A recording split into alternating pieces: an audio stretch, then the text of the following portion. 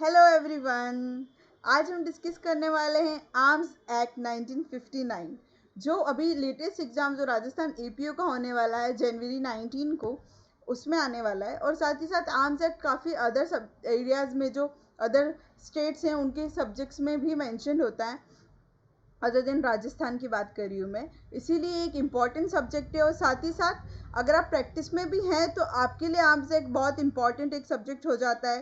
काफ़ी सारे केसेस आते हैं इसके रिगार्डिंग, और एक बहुत ही इम्पॉर्टेंट सब्जेक्ट है हम लोगों के लिए भी।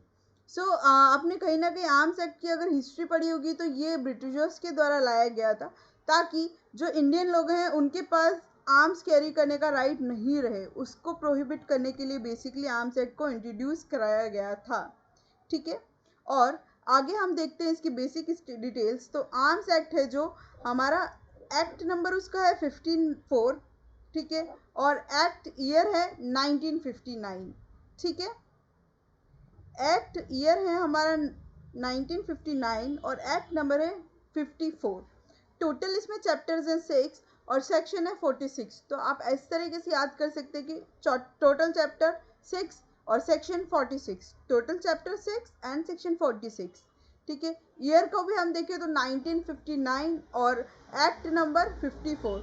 और हम अगर देखते हैं तो रूल्स एंड रेगुलेशन बनाने की पावर हमारी सेंट्रल गवर्नमेंट को यहाँ दी गई है। राइट। जैसे कि आप जान सकते हैं एक सेंट्रलाइज्ड एक्ट है। ठीक है। इधर जैसे राजस्थान एक्साइज एक्ट है तो उसमें स्टेट गवर्नमेंट के पास पावर है, बट आर्म्स एक्ट में सेंट्रल गवर्नमेंट के पास पावर रहती है। और डेट ऑफ एनफोर्समेंट की बात करते हैं तो डेट ऑफ एनफोर्समेंट है इसकी 1 अक्टूबर 1962।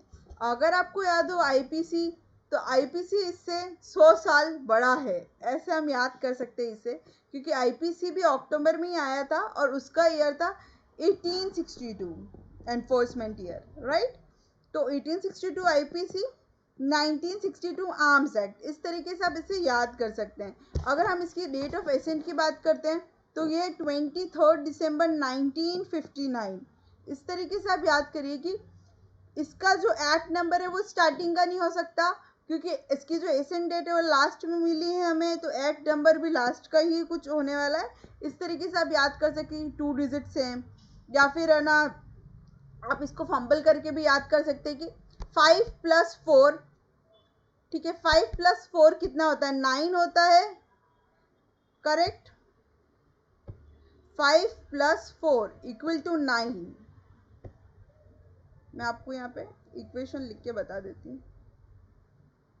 5+4 = 9। और इसका जो ईयर का जो लास्ट डिजिट है वो भी क्या है? 9। ठीक है। तो 59 हो गया यहाँ पे ईयर, और एक्ट नंबर हो गया 54। इस तरीके से आप इसे याद कर सकते हैं।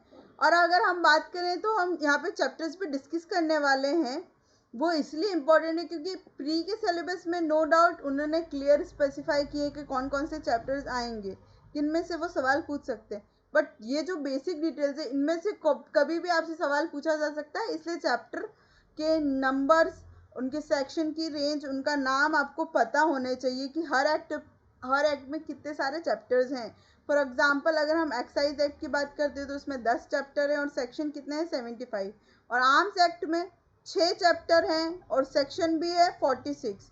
6 का लास्ट का जो आंकड़ा है वो मिल रहा है 6 से, आप याद कर सकते हैं इसको। और साथ ही साथ मैं आपको एक और चीज़ बताना चाहूँगी। आज मैं आपके लिए लेके आई हूँ मेरे खुद के हैंडमेड नोट्स, ताकि आपके लिए इजी हो जाएगा चीज़ों को समझना। जब आप नोट से कंपेयर करेंगे चीज़ें तो बैरेक की लैंग्वेज भी आपको इजी लगेगी, अदरवाइज़ ये थोड़ा सा टफ लगती है। अब हम बात करते हैं तो फर्स्ट चैप्टर जो है हमारा वो डील करता है प्रिलिमिनरी पार्ट से, है ना, जो कि शॉर्ट टाइटल, एक्सटेंड और कमिटमेंट है फर्स्ट सेक्शन में, और सेकंड सेक्शन में है डेफिनेशन क्लॉज। ओके, डेफिनेशन और इंटरप्रिटेशन क्लॉज। यहाँ पे आपके लिए सबसे इम्पोर्टेंट चीज़ हो जाएगी डेफिनेशन एंड इंटरप्रिटेशन क्लॉज। ये प्री के जो कोर्स है उसमें आपके सारे चैप्टर्स तो आ नहीं रहे। चैप्टर 1 आ रहा है, चैप्टर नंबर 2 आ रहा है, और चैप्टर नंबर जो पावर एंड प्रोसीजर का है वो आ रहा है। ठीक है, चैप्टर नंबर 4। ठीक है, ये 3 चैप्टर ही आ रहे हैं आपके आर्म्स एक्ट में से। तो ये आपके लिए इंपॉर्टेंट क्राइटेरिया हो जाता है कि आपको चैप्टर्स की रेंज पता हो। Chapter number 1 preliminary section number 1 और 2 से डील करता है। चैप्टर नंबर 2 सबसे इम्पॉर्टेंट चैप्टर है इस एक्ट का। ठीक है, इसको मैं स्टार मार्क कर रही हूँ बिकॉज जैसे कि हर एक्ट लॉ में, हर एक एक्ट में आप देख सकते हो कि कोई ना कोई चार्जिंग सेक्शन होता है। उसी तरीके से यहाँ पे जब हम आर्म्स एक्ट की बात करते हैं तो हमारे लिए एक पूरा चार्जिंग चैप्टर है, चैप्टर नंबर 2। ठीक है, क्योंकि ये हमारे acquisition, possession, manufacturing, sale, import, export, transport जो आर्म्स के रिलेटेड, बेसिकली हम इसमें सारे किसी भी प्रकार के हमारे पास ट्रांजेक्शन हो सकते हैं आर्म्स एक्ट से रिलेटेड, वो सब हम इसमें इंक्लूड करते हैं। चाहे हम एक्विजिशन की बात करें, चाहे हम पोजेशन की बात करें, चाहे मैन्युफैक्चरिंग की बात करें, चाहे सेल की बात करें, चाहे इंपोर्ट और एक्सपोर्ट की बात करें, या फिर हम उसे यहाँ एक जगह से लेके दूसरी जगह तक ले जाने तक की ट्रांसपोर्ट तक की बात करें, तो भी इसमें इसको इंक्लूड किया गया है। तो आप समझ सकते हैं उस टाइम कितना इसकी कह सकते हैं कि यूजेस रही होगी इस एक्ट की। ठीक है, जो इसमें आप सेक्शन की रेंज याद कर लीजिए 3 to 12। अब इसको आप कैसे याद कर सकते हैं? 1 + 2 कितना होता है? 3 होता है, राइट? तो ऐसे याद कर सकते हैं आप इसको, 1 + 2 3 हो, 1 + 2 = 3, राइट? हाँ, गलत लिख दिया है मैंने। एक्चुअली मैं माउस से लिखती हूँ तो थोड़ा टफ हो जाता है लिखना भी और ड्रॉ करना भी। I hope you understand this thing. तो 1 + 2 3 हो जाता है। वैसे स्टार्टिंग रेंज कहाँ से स्टार्ट हो रही है? 3 से लेके 12 तक। इस तरीके से आप याद कर सकते हैं। चैप्टर नंबर 3 की बात करें तो ये लाइसेंस से रिलेटेड प्रोविजन से डील करता है। ठीक है, इसमें सारे ट्रांजैक्शंस जो आर्म्स और एनमरेशन से रिलेटेड थे उनकी हमने बात कर ली। अब लाइसेंस कैसे मिलेगा, उसके रिलेटेड क्या प्रोविजंस है, और लाइसेंस किसका? 13 लाइसेंस। तो ये इसकी रेंज स्टार्ट कब से हो रही है? 13 से। और लाइसेंस कब मिलता है? जब आप 18 कवर कर देते हैं, है ना, अपनी एज का 18 ईयर्स कवर कर लेते हैं। ठीक है, तो आपको लाइसेंस मिलता है। तो 18 आपकी स्टार्टिंग इसकी आपकी लाइसेंस की होती है और इसमें एंडिंग होती है सेक्शन रेंज की। ठीक है, 13 से लेके 18, इस तरीके से आप इसको याद कर सकते हैं। 18 में आपको लाइसेंस मिलता है, तो 13 लाइसेंस कब मिलेगा? 18 में। इस तरीके से आप इसकी रेंज याद कर सकते हैं इजीली। अब चलिए हम चैप्टर नंबर 4 की बात करते हैं, जो बात करता है अब लाइसेंस आएगा तो लाइसेंस आपको क्या देगा? पावर देगा। और लाइसेंस आने के बाद आपको क्या प्रोसीजर पता चल जाता है गाड़ी कैसे चलानी। फॉर एग्जांपल अगर गाड़ी का लाइसेंस है तो आपके पास, राइट? तो पावर और प्रोसीजर की अगर हम बात करते हैं तो ये कहाँ से डील हो रहा है? 19 से लेके 24B तक। अब हम अगर यहाँ पे सेक्शन की रेंज देखें तो इसका लास्ट डिजिट भी 4 है। Chapter number 4 section number 24, chapter number 4 section number 24। 2 बार 4 आ रहा है, बी यहाँ पे लगा दिया, 24 बी आपको अलग से याद करना है। बाकी 2 बार 4 आ रहा है तो 2 आगे आ गया, 4 पीछे आ गया, और ये बी आपको अलग से याद करना है। तो 19 to 24 डील कर रहा है, 24B डील कर रहा है पावर और प्रोसीजर से। चैप्टर नंबर 5 की बात करते हैं तो ये डील करता है ऑफेंसेस एंड पेनल्टी से, जो कि 25 से लेके 33 तक। ठीक है, अगर आपने ज़्यादा ऑफेंस करा तो आपको डबल चीज़ें देनी पड़ेगी, यानी आपको पेनल्टी भी देनी पड़ेगी और सज़ा भी मिलेगी। इस तरीके से आप डबल डबल करके याद कर सकते हैं। एक तरीके से इजी ट्रिक बता रही हूँ। 33, ठीक है, 33 में 3 2 बार आ रहा है, तो ऐसे याद कर सकते हैं। और 25 चैप्टर नंबर 5 का section starting 25, chapter number 5 starting section 25 to 33। ठीक है, अब हम चलते हैं चैप्टर नंबर 6 से। तो ये मिसलेनियस है, इसका भी आप अगर याद करेंगे chapter number 6 section number 46 last range. Chapter number 6 section number 46, ऐसे आप याद कर सकते हैं। ओके, अभी हम वापस को रिकॉल करेंगे, मेरे साथ बोलिए। चैप्टर नंबर 1 प्रिलिमिनरी पार्ट है जो सेक्शन नंबर 1 और 2 से डील करता है। चैप्टर नंबर 2 जो ओवरऑल ट्रांजेक्शन्स की बात करते हैं, आर्म्स और एनएमएस से रिलेटेड, चाहे उसमें इंपोर्ट आ जाए, एक्सपोर्ट आ जाए, सेल आ जाए, मैन्युफैक्चरिंग आ जाए, पोजेशन आ जाए, एक्विजिशन आ जाए, ओके, ट्रांसपोर्ट आ जाए, तो उसके रिलेटेड कौन सा चैप्टर है? चैप्टर नंबर 2, जो कि सेक्शन नंबर 3 से लेके 12 तक डील करता है। 3 से लेके 12 तक 1 + 2 3 होता है, इस तरीके से। चैप्टर नंबर 3 हमारे लाइसेंस से डील करेगा। हमको लाइसेंस मिलेगा, लाइसेंस के प्रोविजंस क्या होंगे, हमको तेरा लाइसेंस कब मिलेगा? 18 में, ठीक है, तो 13 से लेके 18 तक। चैप्टर नंबर 4 की अगर हम बात करते हैं तो ये डील करता है, अगर लाइसेंस मिला है तो हमारे पास क्या आ गई? पावर आ गई, तो पावर एंड प्रोसीजर से। सेक्शन नंबर 19 से लेके सेक्शन नंबर 24 बी से, चैप्टर नंबर 4 सेक्शन लास्ट 24 बी। ओके, अब आते हैं चैप्टर नंबर 5 से। इसका स्टार्टिंग सेक्शन है चैप्टर नंबर 5, स्टार्टिंग सेक्शन है 5, और यहाँ क्या मिलती है? ऑफेंसेस की पेनल्टी भी मिलती है, तो 33 लास्ट। ऑफेंसेस और पेनल्टी दोनों साथ में है, कॉम्बो 33। ओके, 25 से लेके 33 डील करता है चैप्टर नंबर 5 से, जो की बताता है ऑफेंसेस और पेनल्टी के बारे में।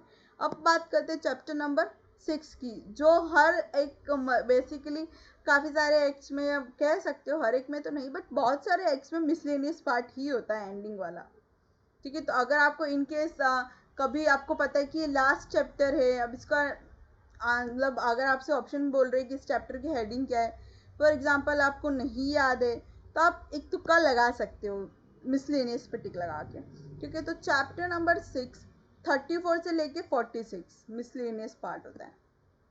अब हम बढ़ते हैं हमारे सिलेबस के साथ आगे, जो राजस्थान एपीओ का सिलेबस है, जिसमें आ रहे हैं, जिससे आज हम डील करने वाले हैं, chapter number 1, chapter number 2 and chapter number. ये हमारा आज का वीडियो का एजेंडा रहेगा कि हमें इन सब चैप्टर्स को ख़त्म करना है। ओके, चलिए आगे बढ़ते हैं अब हम। So let's start firstly with our preamble part. फिर से मैं आपको बेसिक डिटेल्स याद करा देती हूँ। आर्म्स एक्ट का ईयर है 1959, ओके। आर्म्स एक्ट का नंबर है 54, ईयर में 9 है और 5 + 4 9 होता है, ठीक है। अब हम डेट ऑफ एसेंट की बात करते हैं तो 23 दिसंबर, ओके, ये आपकी डेट ऑफ एसेंट है 1959 में। बट इसका इन्फोर्समेंट कब हुआ था? 1962 में। आईपीसी का 1862 है और आर्म्स एक्ट का 1962 है, 1 अक्टूबर 1962 को, ओके। अब हम आगे बढ़ते हैं तो प्रियम्बल की जब हम बात करते हैं तो प्रियम्बल का क्या काम है? यहाँ पे सीए का काम है, जो सीए का काम होता है कंसोलिडेट करना और अमेंड करना। ये भी करता है ना, सारी कंपनी की सब अकाउंट्स को और इन सबको कंसोलिडेट करता है, उसमें चेंजेस जो भी उनको करने होते हैं टैक्स बचाने के लिए, तो वो करते हैं, ठीक है। Generally don't take it in offensive way, याद कराने के हिसाब से मैं बोल रही हूँ। तो कंसोलिडेट एंड अमेंड, ठीक है, ये इसका एम है। An act to consolidate and amend the law relating to arms and ammunition, okay. So arms and ammunition से रिलेटेड जितना भी लॉ होगा वो कहाँ पे कवर हो जाएगा? आर्म्स एक्ट में कवर हो जाएगा, ठीक है। और इसका मेन एम क्या है? कंसोलिडेट करना और अमेंड करना। चलिए अब आगे बढ़ते हैं। अगर हम बात करें चैप्टर नंबर 1 की, जो कि क्या है? प्रिलिमिनरी पार्ट, ठीक है। सो इसका शॉर्ट टाइटल क्या होने वाला है इस एक्ट का? Arms act 1959, okay. What will be the short title? Arms act 1959, ठीक है। और ये कहाँ पे एक्सटेंड है? इसकी होल ऑफ इंडिया में एक्सटेंड है, पूरे इंडिया पे अप्लाई होता है ये एक्ट।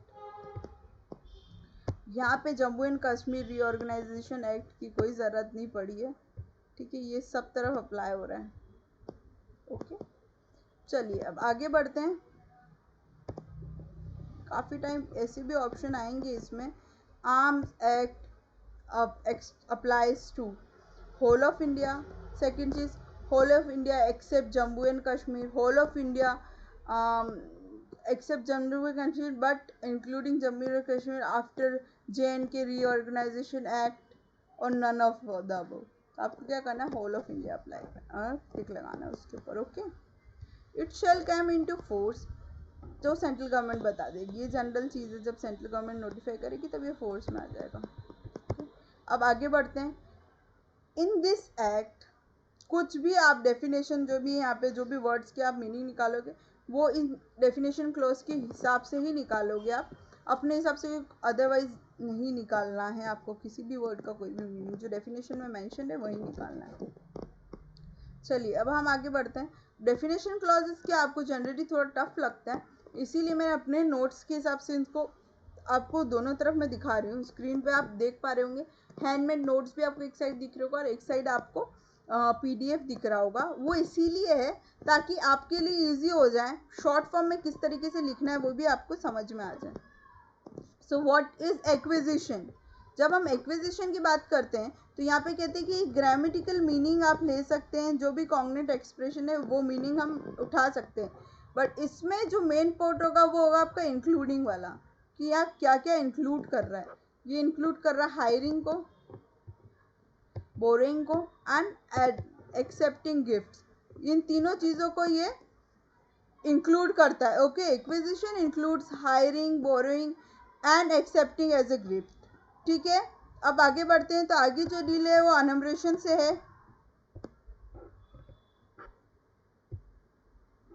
अनम्रेशन क्या होता है, एक जनरल मीनिंग समझते हैं हम, ताकि आपके लिए इजी हो जाए आगे समझना कि अनम्रेशन एग्जैक्टली होता क्या है। अगर हम जनरल मीनिंग निकालते हैं तो अनम्रेशन मतलब it is a material fired, ऐसा कोई भी मटीरियल है जिसको फायर करा गया है या फिर जिसको फेंका गया है, स्कैट किया गया है, या फिर ऊपर से ड्रॉप कर दिया आपने, या डिटोन किया गया है, अलग किया गया है किसी भी वेपन से या फिर सिस्टम से। अब हम बात करते हैं तो जनरल अगर आप निकालेंगे, फॉर एग्जांपल अगर हम बात करें किसी पिस्टल की या रिवॉल्वर की, तो उससे जो गोली निकल रही है वो अनम्रेशन है एक तरीके से। आपने कोई बॉम्ब है उसको फेंका है, ऐसे स्केयर करा, ऐसे फेंक देते हैं, जमा भी देते हैं कितने सारे लोग ऐसे। अगर आप मूवीज़ में भी देखेंगे तो काफ़ी सारी मूवीज़ में दिखाते हैं कि बॉम्ब को इम्प्लांट किया होता है, ऐसे ज़मीन के नीचे जमा रखा होता है, वो विस्फोट हो जाता है बाद में, या फिर ऊपर से आप फेंक देते हैं, एरोप्लेन से ड्रॉप कर रहे हो आप बॉम्ब्स। ठीक है, और आप कोई मशीन गन चला रहे हो तो आप अपने उस मशीन गन से पिस्टल्स रिटर्न होती रहती है, अलग अलग जाती रहती है। ठीक है, तो ये सब पार्ट होते हैं। बुलेट हो गई, बॉम्ब हो गया, मिसाइल हो गई, वेयर हेड्स हो गए, एक्सेट्रा, ये सब एनम्ब्रेशन का जनरल मीनिंग होता है। अब हम समझते हैं कि एक्ट के हिसाब से क्या एनम्ब्रेशन है। एक्ट के हिसाब से ammunition means for any firearm, कोई भी फायर आर्म के लिए कोई भी इस तरीके की चीज़ें हम यूज़ कर रहे हैं, कोई भी मटेरियल इस तरीके का यूज़ कर रहे हैं जो आगे वाले के लिए, तो उससे डिचैच हो सकता है उस वेपन से, या फिर स्कैर्ड हो सकता है, इस तरीके का कोई भी चीज़ फायर आर्म से डिटैच हो सकती है, वो सब एनम्ब्रेशन है। प्लस इंक्लूड्स, तो जनरली आपको ये इंक्लूड वाला पोर्शन ज़्यादा ध्यान रखना पड़ेगा क्योंकि इसमें 7 पॉइंट्स आपके पास। ठीक है, अब हम इसको पॉइंटर्स की तरह याद कर सकते हैं। फर्स्ट रॉकेट, बॉम्ब, ग्रेनाइट, धमाके वाली चीज़ें। ठीक है, तो आप ऐसे याद कर सकते हैं, फर्स्ट है रॉकेट, सेकेंड है article design for torpedo service, तो यहाँ की जो कीवर्ड होगा वो है टारपीडो सर्विस और सबमराइन माइनिंग। थर्ड पॉइंट है अदर आर्टिकल डिज़ाइंड और अडॉप्टेड, जो कि कोई भी एक्सप्लोजिव, फेम्युलेटिंग और फिजिबल मटेरियल या नॉक्सियस लिक्विड कंटेन कर रहे हो, तो एनी आर्टिकल डिज़ाइन और adopt to contain noxious liquid, explosive liquids, noxious gases और एनीथिंग। ये पॉइंट आपके लिए इम्पोर्टेंट है। Whether capable of use with firearm, चाहे आप उसको फायर आर्म्स के साथ अटैच करके यूज़ कर पाओ या नहीं कर पाओ वो अलग बात है, और आपने उसमें ऐसी चीज़ें एक्सप्लोर मतलब कंटेन कर रखी है, उसमें डाल रखी है जिससे एक्सप्लोजिव चीज़ें हो सकती हैं, या फिर कोई भी नॉक्शियस गैस है उसकी वजह से एनवायरनमेंट में हार्म हो सकती है। ठीक है, तो any other article containing noxious gas, liquid, explosive gas, liquid और एनीथिंग, ऐसे आप याद कर सकते हैं। ठीक है, फोर्थ पॉइंट क्या हो जाएगा, चार्जेस और एसेसरीज फॉर चार्जेस। ठीक है, फोर्थ पॉइंट में आ जाएगा आपका चार्जेस और accessory for charges. Got it. यहाँ पे हम मार्क कर देते हैं एसेसरीज।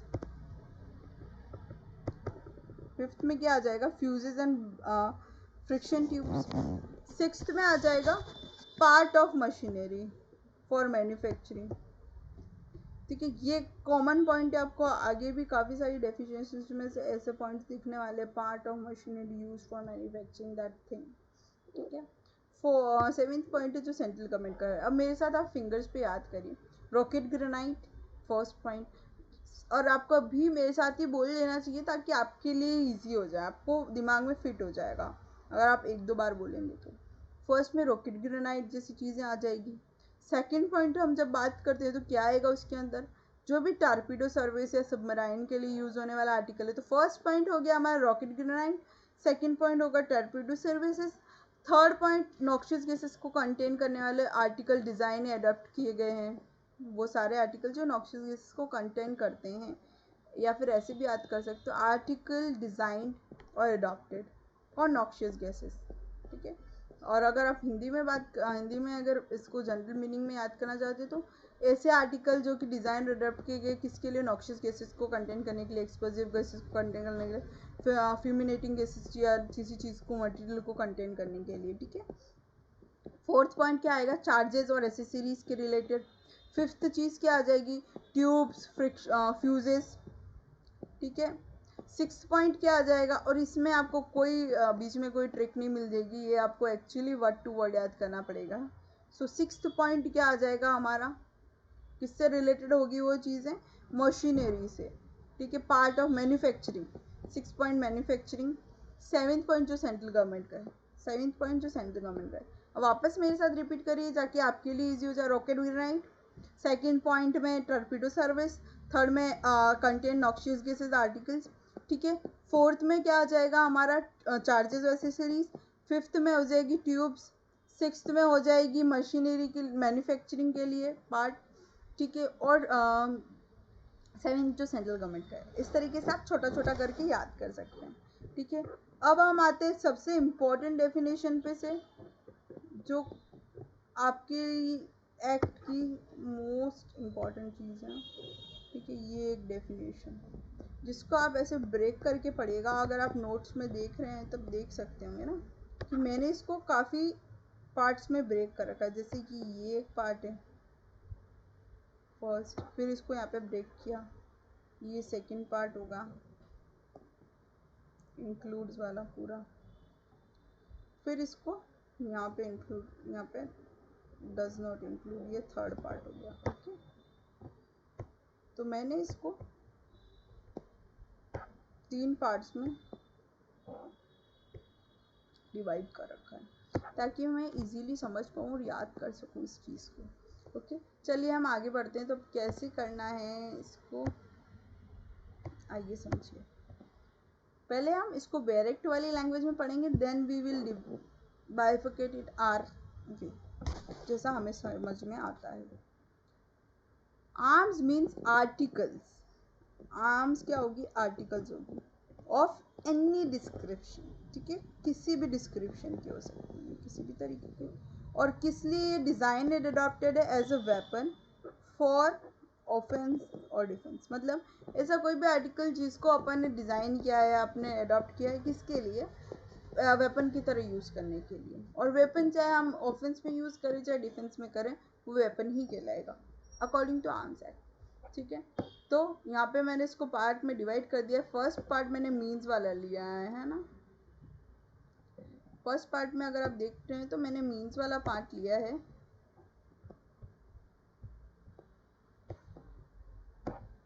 जस्ट अ सेकेंड ना,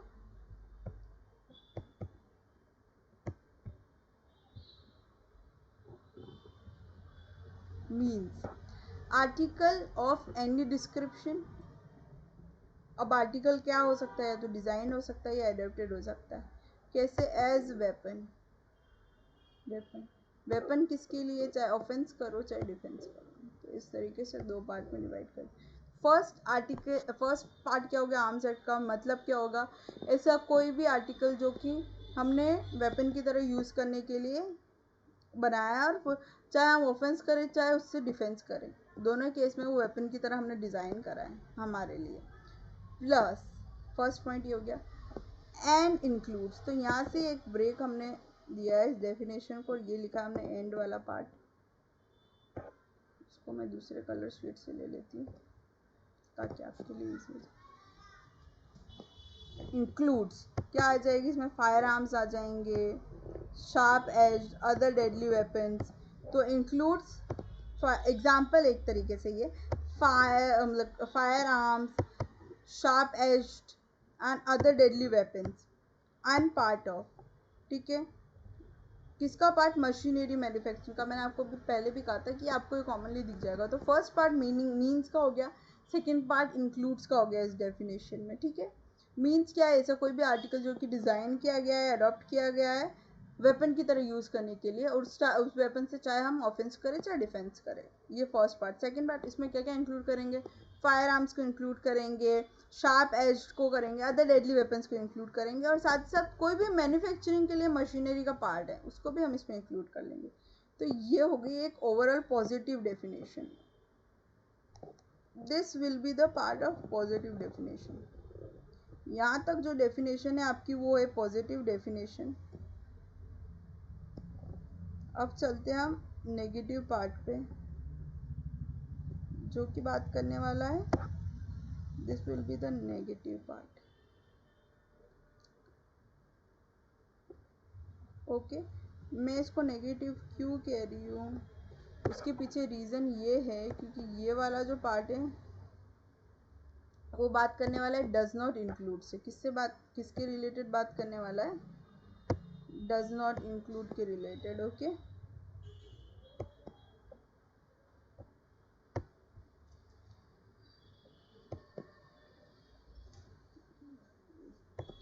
what it does not include, article design solely for domestic और एग्रीकल्चर यूजेस, ठीक है। तो डज नॉट इंक्लूड कोई भी आर्टिकल जो हमने डोमेस्टिक पर्पज़ या एग्रीकल्चर पर्पज़ के लिए यूज़ करने के लिए बनाया था।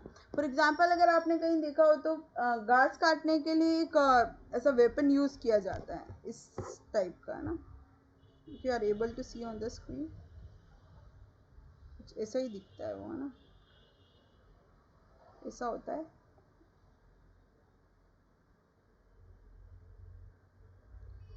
ठीक है। आगे से ये जो पोर्शन होता है ये इसकी ब्लेड पोर्शन होती है, और यहाँ से इसका लकड़ी का हैंडल स्टार्ट होता है। घास काटने के लिए जनरली लोग यूज़ करते हैं इसको, और अलग अलग जगह पे अलग अलग नाम से बुलाया जाता है, ठीक है। तो जब हम इसकी बात कर रहे हैं तो what it does not include is for the domestic और एग्रीकल्चर यूज़ के लिए जो चीज़ें बनाई है। तो first point, article made for the agriculture purpose और डोमेस्टिक पर्पज़। तो फर्स्ट चीज़ आ जाएगी एग्रीकल्चर या डोमेस्टिक पर्पज़ के लिए काम में लेने वाली। प्लस ऐसा कोई भी वेपन है, ये वेपन ही इनकेपेबल ऑफ, यहाँ से आपको थोड़ा कन्फ्यूजन होगा डेफिनेशन के पार्ट में से।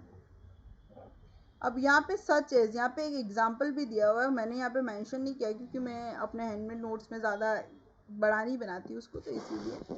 बट यहाँ से आप एग्जांपल भी देख सकते हैं, सच एज लाठी और वॉकिंग स्टिक जो होती है आपकी, ठीक है। तो ये सब उसका पार्ट नहीं होते, ये सब कभी भी आपके आर्म्स का पार्ट नहीं होगी।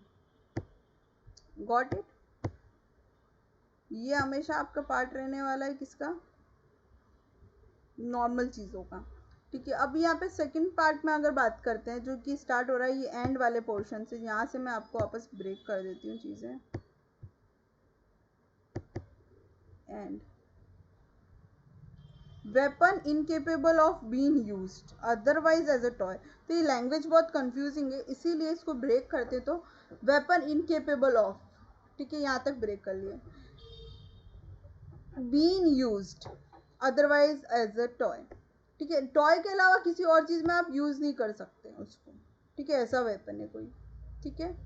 तो इसीलिए वो इस आर्म्स की डेफिनेशन में नहीं आएगा। ठीक है। तो फॉर एग्जांपल टॉय गन हो गई, तो वो दिखता तो वेपन जैसा ही है, बट एक्चुअली हम उसको टॉय के अलावा किसी चीज़ में यूज़ नहीं कर सकते। और बीइंग इनकेपेबल, ठीक है, इनकेपेबल ऑफ बीइंग कन्वर्टेड, यहाँ पे यूज था, यहाँ पे कन्वर्टेड है, ठीक है। सर्विसेबल वेपन, सर्विसेबल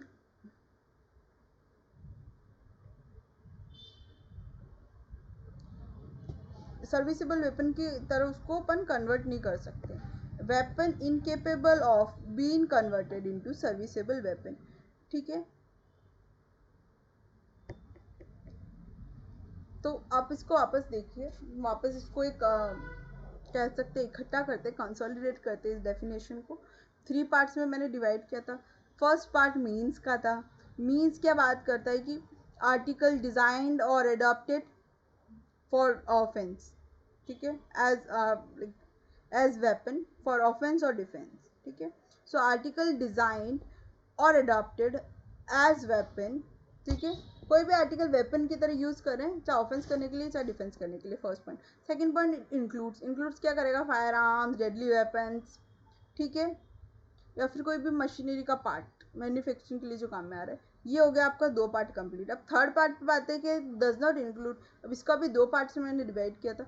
ऐसा कोई भी वेपन है जो कि टॉय की तरह ही यूज़ किया जा सकता है, अदरवाइज किसी और तरह की यूज़ नहीं किया जा सकता है, या फिर हम उसको सर्विसेबल वेपन के अलावा किसी और चीज़ में कन्वर्ट नहीं कर सकते, या फिर ऐसा कोई भी हमने आर्टिकल बनाया है, या और सॉरी नॉट यहाँ पे आएगा और वो आर्टिकल जो भी डिज़ाइन है वो एग्रीकल्चर पर्पस के लिए यूज़ करने के लिए या फिर डोमेस्टिक पर्पस के लिए यूज़ करने के लिए है, ठीक है। तो ये दोनों कंडीशन फुलफिल होनी चाहिए। आर्टिकल डिज़ाइन किसके लिए होना चाहिए, सोलली, मेन इसका पर्पस क्या है, सोलली किसके लिए। ये वर्ड्स आप ज़रूर पकड़िए, क्योंकि आपके लिए बाद में ये जब आप मेंस में जाएंगे तो बहुत इंपॉर्टेंट, या इंटरव्यू में बैठेंगे तो ये छोटे छोटे वर्ड्स होते हैं जो बहुत इंपॉर्टेंट होते हैं इंटरप्रिटेशन करने के लिए। तो यहाँ पे अगर हम सोलली बात करें, सोलली वो डोमेस्टिक और एग्रीकल्चर पर्पस के लिए ही बनना चाहिए, ठीक है। प्लस वो ऐसा वेपन है कि उसको आप टॉय की तरह ही यूज़ कर सकते हो, या फिर उसको सर्विसेबल वेपन में कन्वर्ट कर सकते हो, अदरवाइज नहीं हो सकता है वो। अब नेक्स्ट पार्ट पे चलते तो वो डील करता है फायर आर्म्स से। Fire arms means arms and designed और अडॉप्टेड, ठीक है। अब मैं आप बोल रहे होंगे कि यहाँ पर डिस्ट्रिक्ट मजिस्ट्रेट की आनी चाहिए थी डेफिनेशन, डी से डिस्ट्रिक्ट मजिस्ट्रेट, बट मैं फायर आर्म्स इसलिए ले रही हूँ यहाँ पे ताकि आपके लिए आर्म्स और फायर आर्म्स ईजी हो जाए कंपैरेटिव स्टडी करने में, ठीक है। इसलिए मैंने आपके यहाँ पे पहले फायर आर्म्स की डेफिनेशन ले ली है, ठीक है, जो कि है ई में, ठीक है।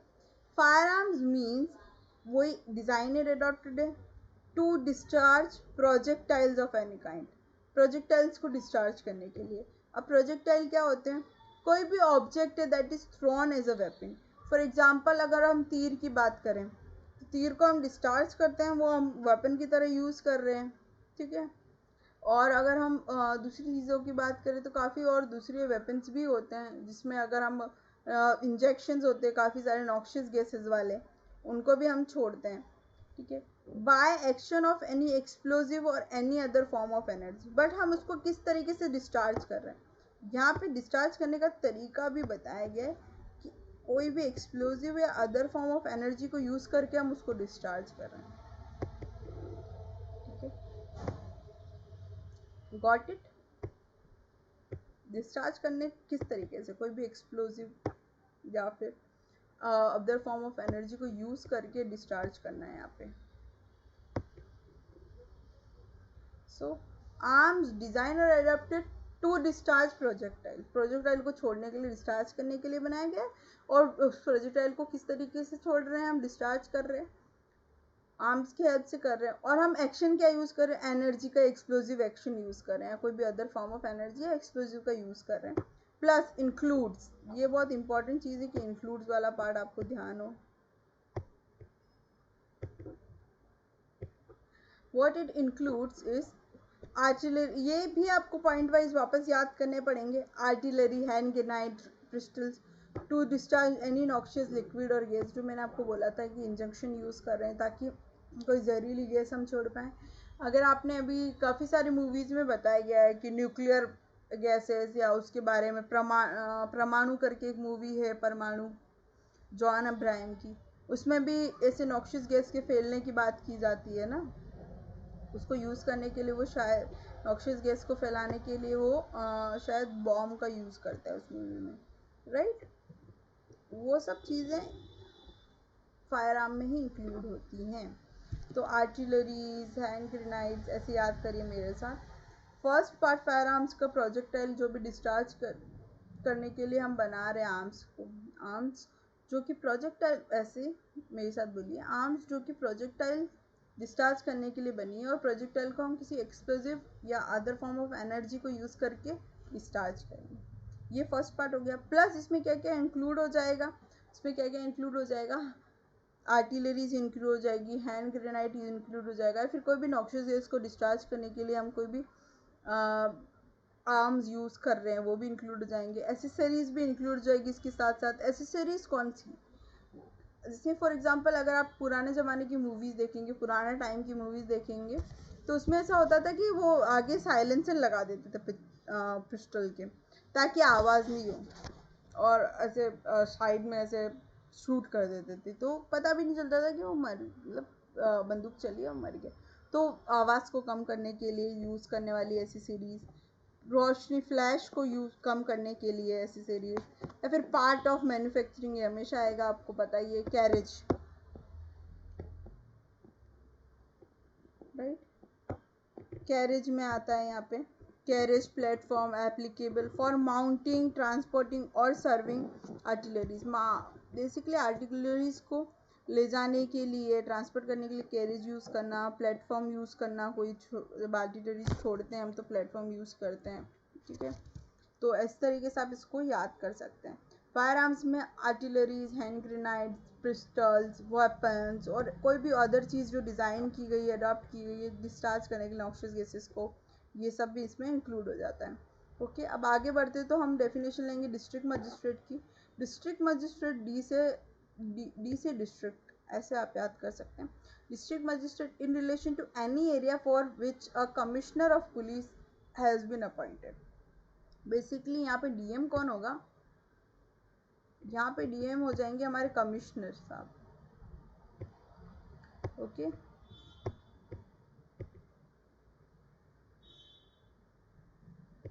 यहाँ के जो डीएम होते हैं वो कमिश्नर ऑफ पुलिस होते हैं, ठीक है। कमिश्नर ऑफ पुलिस है जिनके पास क्या है, जुरिस्डिक्शन,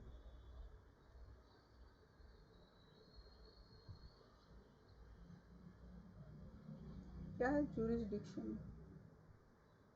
प्लीज़ राइटिंग को माइंड मत कीजिएगा, मेरे पास अभी वो राइटिंग पैड नहीं है, इस वजह से मैं लिख नहीं पा रही हूँ। I am just using my mouse, that's why वो फॉर्मेशन गलत है। बेसिकली उनके पास क्या होना चाहिए, जुरिस्डिक्शन होना चाहिए, ये इंपॉर्टेंट पॉइंट है, ठीक है। या फिर जहाँ पे कमिश्नर नहीं है, फिर उस केस में क्या करेंगे, उस केस में बनेगा DCP, deputy commissioner of police, वहाँ पे वो अप्लाई हो जाएंगे, ठीक है। तो डिस्ट्रिक्ट मजिस्ट्रेट कौन होते हैं, या तो कमिश्नर होते हैं,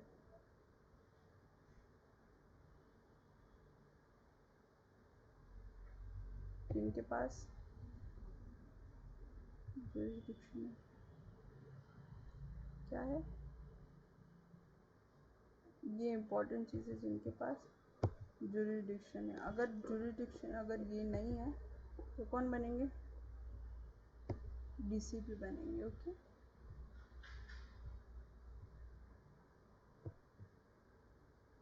चलिए अब आगे बढ़ते हैं और नेक्स्ट डेफिनेशन पे। फायर आर्म्स के बाद आती है लाइसेंस की डेफिनेशन, ठीक है।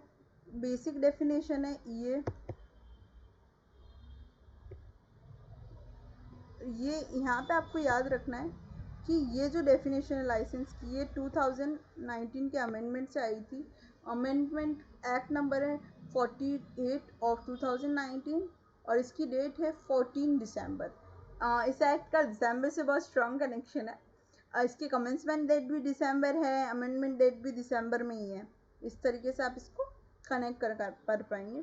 अब लाइसेंस जो मिलेगा वो किसके लिए मिलेगा, इस प्रोविजन के अकॉर्डिंग मिलेगा, एक्ट के हिसाब से मिलेगा, बट मिलेगा किसके लिए, चैप्टर नंबर 2 के सारे जो ट्रांजेक्शन है उन सबको करने के लिए अलग अलग लाइसेंस मिलते हैं आपको। ओके, लाइसेंसिंग अथॉरिटी के पास कौन होगा, मीन्स क्या होगा, मतलब उसका मतलब क्या, लाइसेंसिंग अथॉरिटी कौन होगी, कोई भी ऑफिसर, ठीक है, या फिर अथॉरिटी जो एम्पावर है, किसके लिए, ग्रांट करने के लिए भी एम्पावर है वो, रिन्यू करने के लिए भी एम्पावर है। लाइसेंस दे भी सकते हैं, लाइसेंस को रिन्यू भी कर सकते हैं। और एंड इंक्लूड्स, ये इंपॉर्टेंट चीज़ है कि लाइसेंसिंग अथॉरिटी में गवर्नमेंट इंक्लूडेड है। ओके, ठीक है, लाइसेंसिंग अथॉरिटी में कौन इंक्लूड है, गवर्नमेंट इंक्लूड है।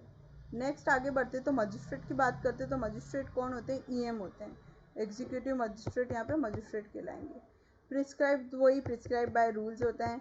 अब आते हैं नेक्स्ट इंपॉर्टेंट डेफिनेशन पे, वो है प्रोहिबिटेड अनम्बरेशंस की। तो प्रोहिबिटेड में एच आई आता है, ऐसे याद कर सकते हो। प्रोहिबिटेड अनम्बरेशन की बात करेंगे तो एच पे, और आर्म्स की बात करेंगे तो आई पे।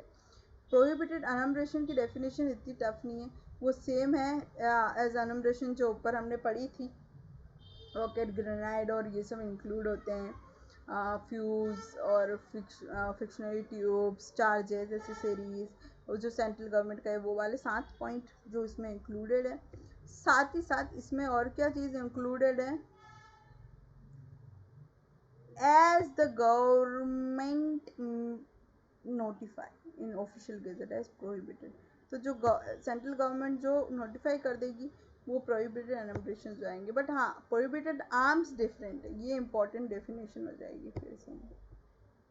जैसे आर्म्स वहाँ पे इंपॉर्टेंट है, वैसे प्रोहिबिटेड आर्म्स यहाँ पे इंपॉर्टेंट है। प्रोहिबिटेड आर्म्स का नंबर क्या था डेफिनेशन में, क्लॉज ABC क्या था, आप कमेंट सेक्शन में ज़रूर बताइएगा। अब चलते हैं प्रोहिबिटेड आर्म्स की। जब हम बात करते हैं तो prohibited arms means firearms so designed or adapted that if pressure is applied to the trigger। तो फर्स्ट पॉइंट होता है कि फायरआर्म्स जो भी प्रेशर से रिलेटेड है ना, फर्स्ट पॉइंट है pressure is applied to the trigger then the firearm will start. मतलब एक बार आपने उस ट्रिगर को दबा दिया तो जब तक आप ट्रिगर नहीं छोड़ोगे तब तक बंदूक की गोलियां निकलती रहेगी, ठीक है। फॉर एग्जाम्पल अगर AK-47 है, क्योंकि मुझे कुछ लोगों ने बताया कि AK-47 को एक बार अगर आपने प्रेशर लगा दिया है उस पर, एक बार आपने ट्रिगर दबा दिया, जब तक आप ट्रिगर नहीं छोड़ोगे तब तक सारी बुलेट्स बाहर निकलती रहेगी, ठीक है। सेम वे या फिर वो एम्प्टी हो, दोनों चीज़ें, जैसे कि काफ़ी सारी मशीन गन्स या फिर मतलब आती है ना जो एक बार वो दबा के रखते हैं और वो फिर चलती रहती है, मूवीज़ में देखी होगी, नाम मुझे इतना पता नहीं है क्योंकि मैं इतना इंटरेस्ट है नहीं इन सब चीज़ों में, आर्म्स में। पर आप अब पढ़ रहे हैं तो धीरे धीरे देख देख के सीख रहे हैं कि कौन कौन सी आर्म्स को क्या कहते हैं, ठीक है। मूवीज से आप इजीली रिलेट कर पाएंगे। तो फर्स्ट पॉइंट को होगा प्रोहिबिटेड आर्म्स का, जो आर्म्स फायर आर्म्स ऐसी जिन पे प्रेशर लगाएंगे ट्रिगर पे तो वो चल जाएगी, और वो तब तक चलेगी जब तक मिसाइल्स खत्म, सॉरी बुलेट्स खत्म नहीं हो। सेकेंड पॉइंट, ऐसा वेपन, ये जो पॉइंट है ये और वाला है ना, एंड होगा तो मैं स्पेशली मेंशन कर दूंगी। ये जो पॉइंट है वो और वाला है, इसलिए मैंने यहाँ पे और कुछ मेंशन किया। और ऐसा कोई भी वेपन जो कि डिज़ाइन है नॉक्शियस गैसेस को डिस्चार्ज करने के लिए किया है, तो discharge noxious, and includes artillery, anti craft, anti tank arms जो कि प्रोहिबिटेड बाय सेंट्रल गवर्नमेंट हो, ठीक है। तो फायर आर्म्स की डेफिनेशन को जैसे हमने डिवाइड किया था, आर्म्स की डेफिनेशन को जैसे डिवाइड किया था, वैसे प्रोहिबिटेड आर्म्स को भी मैंने यहाँ पे 3 पार्ट में डिवाइड कर दिया है। फर्स्ट पार्ट क्या है, जो फायर आर्म्स ऐसी हैं जिनको हम यूज़ कर रहे हैं किसके लिए, अप्लाई प्रेशर करेंगे जिससे तो उसमें एक बार में चलने लग जाएगी, इसको लिए उसको यूज़ कर रहे हैं। तो fire arms on which pressure is applied it will start discharging until we remove the pressure, start discharging the bullets or whatever the thing in them, but whenever we release the pressure or remove the pressure from the trigger it will stop। okay, this is what firearm is। अब चलते first ऐसा बोलते हैं fire arms जिन पे pressure लगाया तो वो एक बार चलेगी तो फिर रुकेगी नहीं, ठीक है। सेकेंड पॉइंट पे वेपन्स ऐसे जिनको डिज़ाइन कर रहे हैं हम नॉक्शियस गैसेस को डिस्चार्ज करने के लिए, थर्ड पॉइंट में आर्टिलरीज इंक्लूड्स वाला थर्ड पॉइंट है, artilleries, anti crafts, anti tank arms, जो कि सेंट्रल गवर्नमेंट प्रोहिबिट बना दे, वो वाले सारे प्रोहिबिटेड आर्म्स होंगे। Public servant section number 21 IPC as usual. अब हम बात करते हैं ट्रांसफ़र की। तो जैसे आपने फर्स्ट की डेफिनेशन पढ़ी थी ना, फर्स्ट और लास्ट ये काफ़ी मिलती जुलती हैं, ठीक है। फर्स्ट डेफिनेशन थी ट्रांसफ़र की, तो इंक्लूड्स लेटिंग ऑन हायर, ठीक है, lending, giving, parting with possession. तो सेम वे वहाँ पे भी 3 पॉइंट्स थे, ठीक है। एक्विजिशन कैसे कर सकते हैं हम, उसमें इंक्लूड्स क्या होगा, hiring, accepting as gift, borrowing, ये 3 पॉइंट्स थे। यहाँ पे भी हमारे को पॉइंट्स मिलेंगे इंक्लूड्स वाले। Includes letting on hire, transfer कर रहे हैं तो कैसे, उसको हायर कर दिया अपन ने, ठीक है। किसी को दे देना, किसी को लैंडिंग कर देना, गिविंग। अब राइटिंग आपको आई थिंक समझने में दिक्कत होगी, सॉरी फॉर दैट, बट आप डायरेक्ट से कनेक्ट कर सकते हैं कि ट्रांसफ़र में 4 चीज़ें इंक्लूड है, लेटिंग ऑन हायर, गिविंग, लैंडिंग और पार्टिंग फ्रॉम पोजीशन, ठीक है। ये 4 चीज़ें ट्रांसफ़र में इंक्लूड होती हैं। सो अब हम आगे बढ़ते हैं। तो जनरल चीज़ें हैं कि अगर जो बैरल की लेंथ है फायर आर्म की, वो नोजल के पॉइंट से नापी जाएगी, ठीक है। नोजल मतलब अगर आप, ये पिस्टल है तो ये आगे वाला जो पोर्शन होता है हमारी, ये पिस्टल है अगर, तो ये वाला जो पोर्शन है ये नोजल पोर्शन होता है, तो वहाँ से उसकी लेंथ को कैलकुलेट किया जाएगा, वो ये बताना चाह रहे हैं, ठीक है। और कोई भी रेफरेंस इस एक्ट में,